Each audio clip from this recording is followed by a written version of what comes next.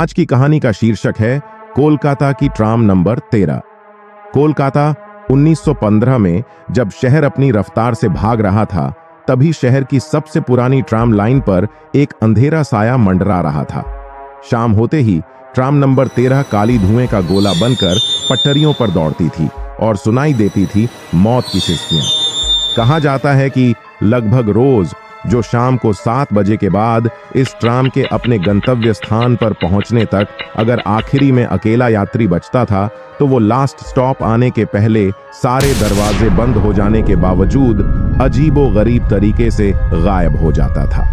पहले तो ट्राम चालक को ये महज वहम लगा कि शायद उसने ध्यान न दिया हो और पिछले स्टॉप पे यात्री उतर चुका हो, पर जब ये घटना आए दिन होने लगी और उसी स्थान के यात्री अचानक से लापता होने लगे, तो सबने इस गुमशुदा लोगों को इस विचित्र घटना से जोड़ना शुरू कर दिया। धीरे धीरे पूरे कोलकाता में इन घटनाओं की बातें सनसनी फैलाने लगी। बहुत पता लगाने पर यह पता चला कि कुछ साल पहले एक अंग्रेज जेलर मार्टिन था, जो रोज ड्यूटी का खत्म करके इसी ट्राम से अपने घर को जाया करता था। एक बार ट्राम के खराब हो जाने के कारण उसे देर हो गई और उस समय कुछ क्रांतिकारियों ने रास्ते में उसे धर दबोचा और मारकर नहर में फेंक दिया। कारण था जेल में कैद साथी क्रांतिकारियों के साथ रोज के बढ़ते अत्याचार, जिसकी वजह था जेलर मार्टिन। इस ट्राम में रोज शाम वही क्रूर जेलर सवार होता था। उसकी आत्मा से इस्पात के डब्बे भी कंपनित हो जाते थे और उसका गुस्सा बेकसूर अकेले यात्रियों पर उतरता था।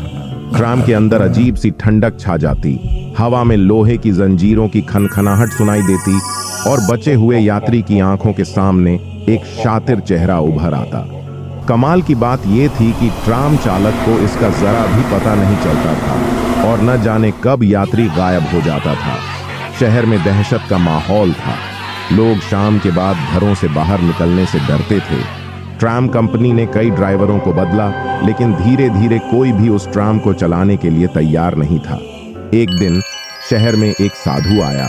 उसका नाम अघोरनाथ था और उसके बारे में कहा जाता था कि वह भूतों को भी शांत कर सकता है। लोगों ने उसे अपनी परेशानी बताई और उससे मदद की गुहार लगाई। अघोरनाथ ने उनकी बात सुनी और कहा, मैं तुम्हारी मदद करूंगा, लेकिन तुम्हें मेरा साथ देना होगा।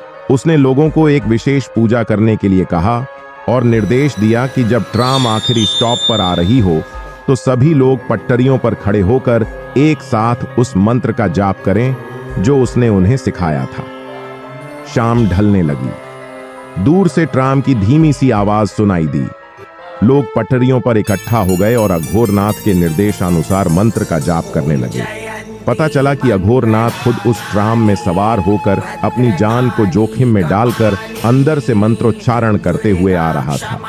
ये देख बाकी लोगों की हिम्मत और बढ़ी। जैसे ही ट्राम उनके पास आई, उसके अंदर से एक भयानक चीख निकली। ट्राम की खिड़कियां चरमराकर टूटने लगीं और अंदर से धुआं उठने लगा। लोग बिना डरे मंत्र का जाप करते रहे। कुछ ही देर में ट्राम एक तेज धमाके के साथ रुक गई।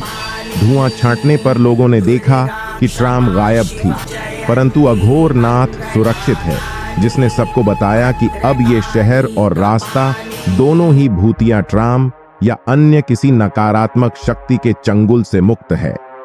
उस दिन के बाद ट्राम नंबर 13 फिर कभी नहीं दिखाई दी। कोलकाता के लोगों ने उस भयानक अनुभव को कभी नहीं भुलाया, लेकिन साथ ही उन्होंने साधु अघोरनाथ की शक्ति और साहस को भी सराहा और उस चौक पे साधु अघोरनाथ की प्रतिमा बना दी।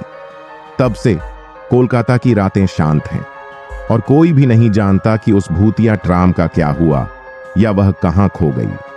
लेकिन उसकी कहानी आज भी कोलकाता के गलियों में सुनाई देती है, एक चेतावनी के रूप में कि बुराई कितनी भी शक्तिशाली क्यों न हो, सामूहिक प्रयास और दृढ़ इच्छा शक्ति उसे हमेशा हरा सकती है। अगर ये कहानी पसंद आई हो तो लाइक का बटन प्रेस करके चैनल को सब्सक्राइब कर लें।